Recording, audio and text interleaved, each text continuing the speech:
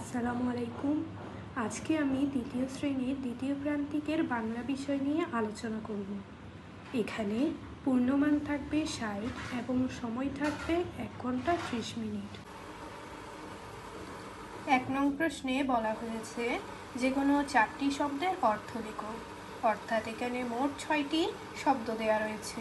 ৬টি থেকে যে কোনো ৪টি শব্দের অর্থ লিখতে হবে। ২ নংয়ে বলা হয়েছে বক্সে প্রদত্ত শব্দগুলো ব্যবহার করে শূন্যস্থান পূরণ করো। অর্থাৎ এখানে কয়েকটি শব্দ দেয়া রয়েছে এবং কয়েকটি শূন্যস্থান দেয়া রয়েছে। প্রদত্ত শব্দগুলোকে শূন্যস্থানে বসিয়ে পূরণ করতে হবে। ৩ নংয়ে বলা হয়েছে ৪টি যুক্তবর্ণ ভেঙে একটি করে শব্দ গঠন করো। অর্থাৎ এখানে মোট ৬টি যুক্তবর্ণ দেওয়া রয়েছে। ৬টি থেকে যে কোনো ৪টি যুক্তবর্ণ ভেঙে একটি করে শব্দ গঠন করতে হবে।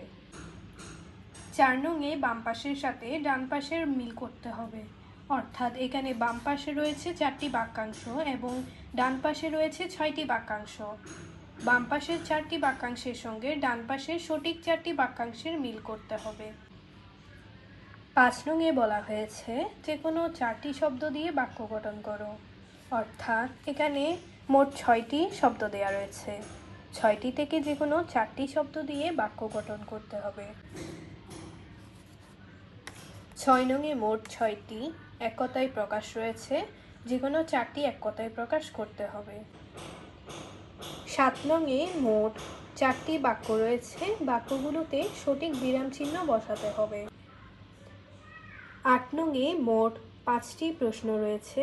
৫টি থেকে যে কোনো ৩টি প্রশ্নের উত্তর দিতে হবে। ৯ নংয়ে বলা হয়েছে কবি ও কবিতার নাম সহ এলোমেলো লাইনগুলোকে সাজিয়ে লেখো। অর্থাৎ এখানে কবিতার লাইনগুলো এলোমেলোভাবে দেওয়া রয়েছে। কবি ও কবিতার নাম সহ এলোমেলো লাইনগুলোকে সাজিয়ে লিখতে হবে। ১০ নংয়ে যে কোনো দুটি অপশন থেকে একটির উপর ৪টি বাক্যে অনুচ্ছেদ লিখতে হবে।